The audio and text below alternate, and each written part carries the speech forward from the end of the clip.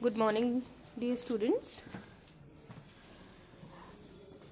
So today we'll be studying the second part of chapter 17, and in this video I'll be teaching you the second part of chapter 17, that is stars in the solar system. मैंने आपको पहला part activity method से कराया था जिसमें role play involve था कि आप वो प्लैनेट बने थे, आपने उस प्लैनेट के बारे में इंफॉर्मेशन दी थी. I guess you all remember this. Okay, so with this we'll move forward to the next part of the chapter.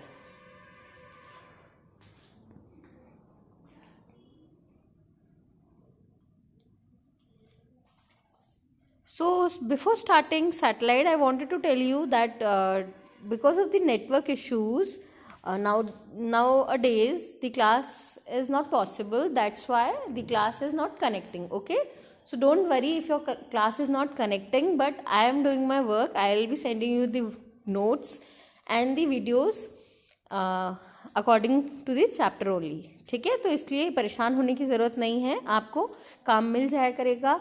And in fact आज आपका ये चैप्टर ख़त्म हो जाएगा, उसके बाद आप एक बार ये चैप्टर पढ़िएगा. अगर कोई भी डाउट आए आपको तो आप मुझसे अगली क्लास में पूछ सकते हैं. ठीक है, अब बढ़ते हैं हमारे इस चैप्टर के लास्ट टॉपिक्स की तरफ. तो देखते हैं जो इसमें फर्स्ट सब टॉपिक आया है बच्चों, वो है सैटेलाइट. अब देखिए, आप सभी को पता होगा कि सैटेलाइट्स क्या होती हैं. ध्यान दीजिएगा कि satellite is a celestial body that revolves around a planet. ठीक है, आपको पता है सैटेलाइट्स क्या होती हैं. These are the celestial bodies which revolves around a planet. वो planet के अराउंड मूव करती हैं. ये ऐसी बॉडीज होती हैं. Like for example, moon is the satellite of the earth and mercury and Venus does not have their own satellites. जैसे ही moon हमारी अर्थ का सैटेलाइट कहलाता है, उसी तरीके से एक एग्जाम्पल दिया गया है कि जो बाकी प्लैनेट्स हैं मर्क्यूरी और वीनस, उनके कोई सैटेलाइट्स नहीं हैं. Now the satellites revolve around the planets due to the gravitational pull of the planets. Okay, अब आपको पता है कि जो सैटेलाइट्स होती हैं वो प्लैनेट्स के अराउंड क्यों रिवॉल्व करती हैं, क्योंकि वहाँ पे एक फोर्स लग रही होती है जिस फोर्स का नाम है gravitational force. Now the satellites have no light of their own, they reflect sunlight. ठीक है, जो ये सैटेलाइट्स होती हैं इनकी खुद की कोई लाइट नहीं होती, ये सनलाइट को रिफ्लेक्ट करती हैं. तो कंफ्यूज मत होइएगा. ठीक है, तो अब आपको पता है वो ऑब्जेक्ट्स जिनकी खुद की लाइट नहीं होती वो क्या कहलाते हैं, non luminous objects. Okay, so it is also an example of non-luminous objects. Now moving ahead to the next part, that is moon. Now you can see that there are different planets being shown, and the basic thing which needs to be focused here is the earth and the moon. Okay, rest you all can ignore whatever the things are, but these are different moons of the solar system with earth to scale. ठीक है, अब ध्यान दीजिए कि जो हमारा अर्थ है उसके पास मून है, उसी तरीके से बाकी जो प्लैनेट्स हैं उनके पास भी उनके मून्स हैं. बट आपको पता है कि पिछली स्लाइड में आपने पढ़ा था कि दो आपके ऐसे प्लैनेट्स हैं जिनके पास मून नहीं है. ठीक है, so don't forget this. And with this moving ahead, हम पढ़ते हैं मून के बारे में कि मून क्या है. हालांकि आप सभी जानते होंगे, आपने पढ़ा भी है, that the moon is the natural satellite of the earth. Moon is the closest celestial object to the earth. It takes 29.5 days for moon to rotate the earth, यानी कि लगभग उसे 30 दिन लगते हैं to rotate around the earth. And the surface of the moon is covered with hard and loose dirt, craters and mountains. आपको पता है जो मून का सरफेस है वो किस तरीके के ऑब्जेक्ट से कवर्ड है. It is been covered with hard, loose dirt and craters. Okay, since there is no air and water life is impossible on moon surface, जो हमारा मून है उस पर लाइफ क्यों पॉसिबल नहीं है? Because there is no air and water present in the moon surface. Okay, and it is impossible to live there because there is no air and water on the moon surface.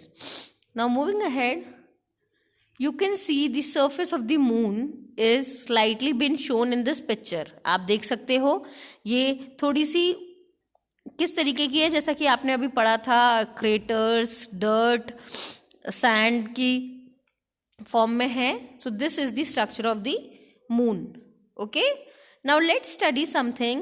The first man to land on the moon was Neil Armstrong, followed by Edwin Aldrin, and the last one Michael Collins of USA. आपको पता है वो पहला व्यक्ति जो moon पे गया था उनका नाम था नील आर्मस्ट्रॉन्ग, और उनको फॉलो करते हुए दो और शख्स गए थे जिनके नाम थे Edwin Aldrin and Michael Collins, और ये कहाँ के थे? यूएसए के, यानी कि यूनाइटेड स्टेट्स ऑफ अमेरिका. और जिसके थ्रू ये गए थे, they were a crew of Apollo 11. And what was the date when they landed moon? They landed moon on July 1969. Okay students, I hope this is clear to you. Now moving ahead, we'll study the phases of moon and moon's light. हम अब पढ़ेंगे कि there are different phases of moon और moonlight क्या होता है. We are able to see the moon because the sunlight falling on the moon reflected towards the earth.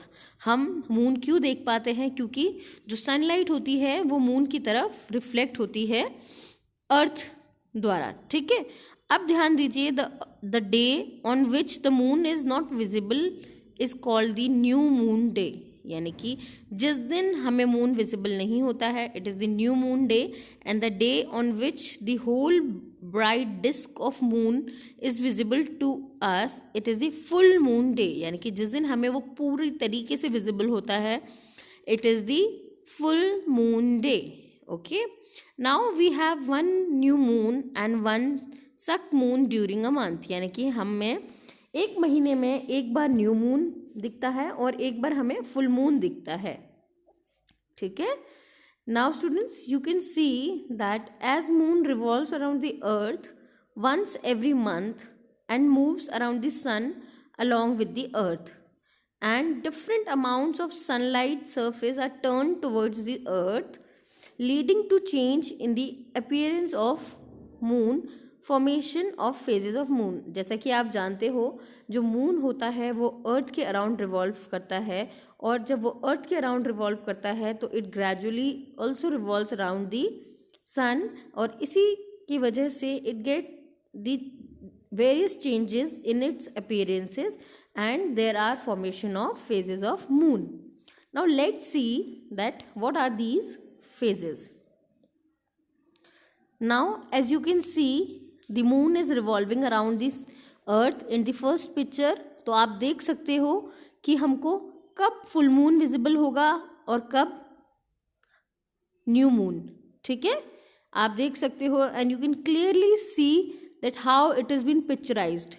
ठीक है, फर्स्ट क्वार्टर में देखिए, वैक्सिंग गिबस में देखिए फुल मून कब होगा वो देखिएगा, वेनिंग गिबस में देखिए थर्ड क्वार्टर में देखिएगा आप, वेनिंग क्रिडेसेंट में देखिएगा, न्यू मून देखिएगा, एंड वैक्सिंग क्रेसेंट में देखिएगा.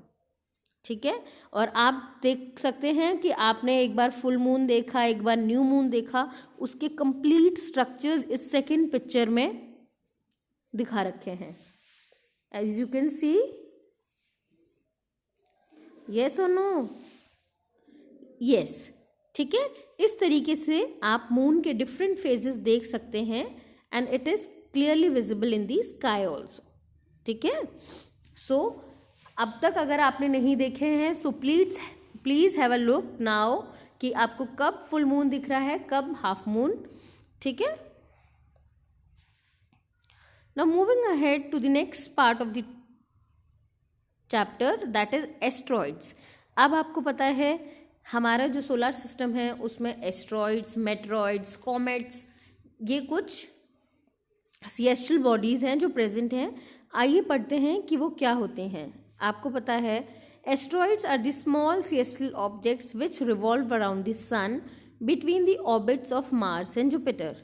ठीक है, ये वो छोटे छोटे सिएस्ट्रल ऑब्जेक्ट्स होते हैं जो कि ऑर्बिट्स में प्रेजेंट होते हैं and they revolve around the सन।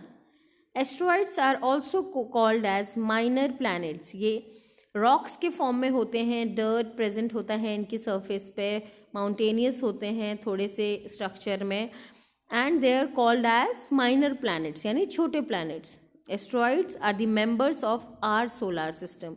जैसा कि मैंने अभी आपको बताया था कि एस्ट्रॉइड्स क्या होते हैं, they are the member of our solar system. Okay, now astronomers believe that asteroids are the pieces of matter that were formed at the same time as the rest of the planets which somehow could not assemble to form a major planet। यानी कि जो astronomers हैं वो ये कहते हैं कि ये जो एस्ट्रॉइड्स हैं ये तभी बन गए थे जब हमारे जो मेजर प्लैनेट्स हैं वो बने थे, बट ये असेंबल नहीं हो पाए थे पूरी तरीके से, इसलिए ये माइनर प्लैनेट बन के रह गए और मेजर प्लैनेट का रूप नहीं ले पाए। ठीक है, सॉरी। नाउ मूविंग अहेड, आप देख सकते हो इस पिक्चर में that how the asteroids are been present in the solar system. ठीक है, देखा आपने किस तरीके से प्रेजेंट हैं ये। आई hope this is clear with this picture. Okay, now moving ahead to comets. What are comets? Comets are very small celestial objects. ये भी celestial objects होते हैं which are made up of gas, dust, which revolve around the sun in highly elliptical orbits and become visible only when they come close to the sun. ठीक है, और ये कब visible होते हैं, जब ये sun के close आते हैं। ठीक है, comets are smaller than asteroids, यानी जो कॉमेट्स होते हैं ये एस्ट्रॉइड से भी छोटे होते हैं, and the period of their revolution of a comet around the sun is very very very large. यानी कि जो इनका रिवॉल्यूशन का पीरियड होता है ये काफ़ी लार्ज होते हैं, क्योंकि इनका साइज़ काफ़ी छोटा होता है तो ये जल्दी जल्दी रिवॉल्व कर लेते हैं। And each comet revolve around the sun in its own orbit. ये जो कॉमेट्स होते हैं ये अपना ऑर्बिट नहीं छोड़ते हैं, ये अपने ऑर्बिट में ही रिवॉल्व करते हैं सन के around. Okay, is this clear students? I hope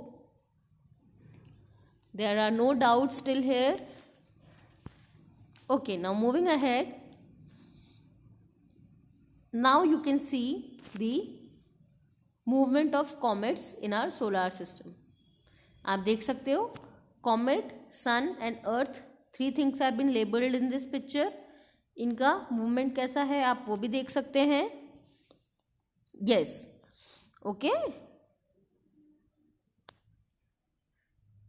now the next thing which comes and it a part of solar system is meteoroids, which are also known as meteors or meteorites.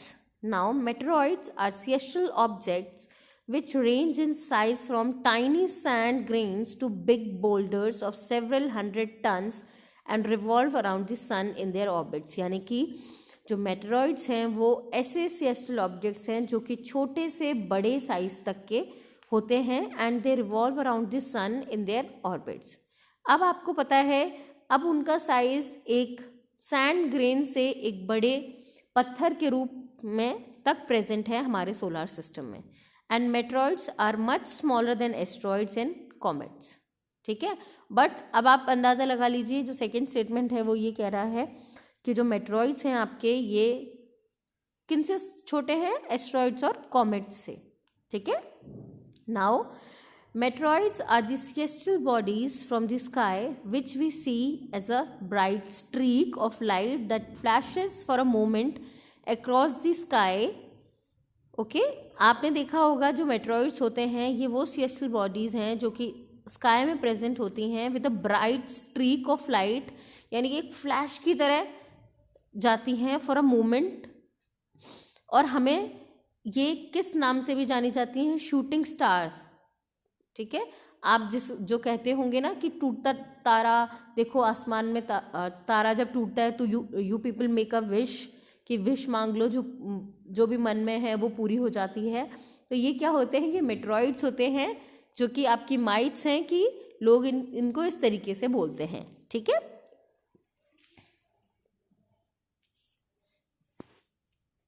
This is how the meteoroids are been in the solar system. ठीक है, अब आप देख लीजिए खुद ही, are they not the streak of flashes been present in the solar system? Yes, they are.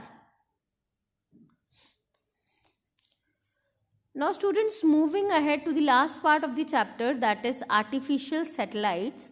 अब आप देख सकते हो, हमने पढ़ा था जो हमारी नेचुरल सैटेलाइट है वो क्या है, मून। अब इसी तरीके से कुछ आर्टिफिशियल सैटेलाइट्स भी बनी हैं for various purposes which are been needed for our survival.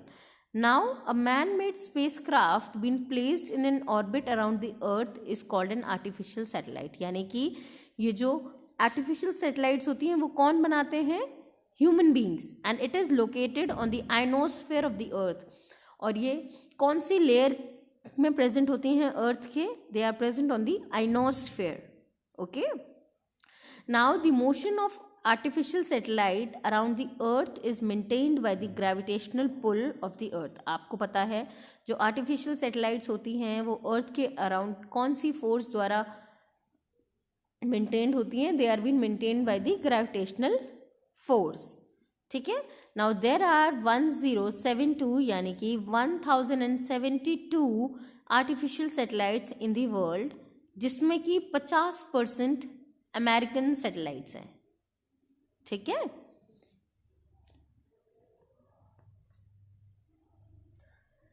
Now students please have a look between the differences between artificial satellite and moon. आप जानते हो कि जो आर्टिफिशियल सैटेलाइट्स हैं they are much nearer to the earth than moon, क्योंकि ये हम लोगों ने बनाई हैं तो हमने इनको अपने अकॉर्डिंगली सोलर सिस्टम में एडजस्ट किया हुआ है। And the height of the artificial satellites from the earth can be adjusted according to our needs, and this is however impossible in moon. अब जैसा कि आप जानते हो जो मून है वो नेचुरल सैटेलाइट है, तो वो जहाँ फिक्स्ड है उसको उस जगह से कोई नहीं हटा सकता है। बट ये जो आर्टिफिशियल सैटेलाइट्स होती हैं आपको पता है ये हम लोगों ने बनाई हैं और हम लोग इनको अपनी नीड्स के हिसाब से एडजस्ट करते हैं, and their position can be changed according to our needs. ठीक है, बट ये चीज़ मून में नहीं हो सकती है। सो यही इनके मेजर डिफरेंस है, बाद बाकी आप देख रहे हैं। Now you can C the different artificial satellites, और इन सैटेलाइट्स के कुछ नाम भी दे दिए जाते हैं, जैसा कि आप देख रहे हैं जेसन 3 जो कि शायद 2013 में बनी है, OSTM जेसन 2, जेसन 1, टॉपेक्स, पोसेडियन, ये कुछ अलग अलग तरीके के नाम दे दिए जाते हैं इन सैटेलाइट्स को। Now let's see that artificial satellites carry a large variety of equipment and instrument inside them। यानी कि जो आर्टिफिशियल सैटेलाइट्स होती हैं वो एक छोटी सी होती हैं, बट उनमें आप काफ़ी इक्विपमेंट्स भर सकते हैं ताकि एट टाइम जब आपको ज़रूरत हो वहाँ की चीज़ें देखने के लिए सोलर सिस्टम की, तो they are capable to do so. The electricity required for running the equipment in an artificial satellite is provided by solar cells। और जो इलेक्ट्रिसिटी की ज़रूरत होती है इन सैटेलाइट्स को चलाने के लिए तो वो किन से प्रोवाइड करी जाती है, सोलर सेल से। Okay, and the technique of collecting information about an object from a distance, यानी कि वो तरीका या वो टेक्निक जब आप इंफॉर्मेशन कलेक्ट करते हैं किसी भी ऑब्जेक्ट के बारे में from a distance without making any physical contact of the object is called remote sensing। यानी कि आप उस ऑब्जेक्ट के पास तक नहीं गए और आप उस ऑब्जेक्ट की सारी इंफॉर्मेशन निकाल के ले आए, that is called remote sensing, और यही हमारी सैटेलाइट्स बखूबी करती हैं। ठीक है, आई होप ये समझ में आया होगा आप सभी को।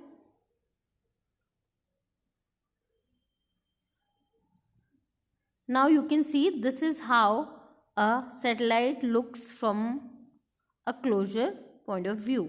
आप देख रहे हैं इनमें काफ़ी सारे इंस्ट्रूमेंट्स, इक्विपमेंट्स भरे हुए होते हैं which are helpful to gain information. ठीक है। Now students, let's see some of the applications of artificial satellites. Artificial satellites are used for communications such as long distance transmission of television, radio, internet, etc. आपको पता है ये communication में use होती हैं। Artificial satellites are used for weather forecasting, यानी कि ये हमें पहले ही एडवांस वार्निंग मिल जाती हैं, फ्लड्स या साइक्लोन आने वाले होते हैं उनके बारे में। Artificial satellites are also used for surveying the natural resources of the earth, यानी कि अगर हमें अपने अर्थ के जो नेचुरल रिसोर्सेज हैं उन पर सर्वे चाहिए तो these satellites are also very helpful. Now let us see some more applications. Artificial satellites are used for spying for military purposes. आपने देखा होगा कितनी ही आर्मी से रिलेटेड मूवीज़ रही होंगी, आपने देखा होगा उसमें कुछ इक्विपमेंट्स यूज़ होते हैं जिनमें हम सैटेलाइट्स द्वारा पता लगा पाते हैं कि हमारे जो दुश्मन हैं उनके कितने बंकर्स हैं, कितने ट्रूप्स हैं, कहाँ छिपे हैं। इस तरीके की चीज़ें हम आर्टिफिशियल सैटेलाइट्स को यूज़ करके ईजीली पता लगा सकते हैं। Now artificial satellites are used to collect information about other planets, stars, galaxies etcetera, और in the end they also tell us about information about different planets, stars and galaxies. ठीक है, ये थे इनके कुछ applications. I hope this is clear. In case अगर आपको कोई भी डाउट है तो आप एक बार पढ़िएगा chapter and you can ask me your doubts in the next class. With this, your chapter has been completed. Thank you so much, students, and please prepare your notes accordingly, and I'll be sharing the question and answers with you so that you can complete them in your notebooks.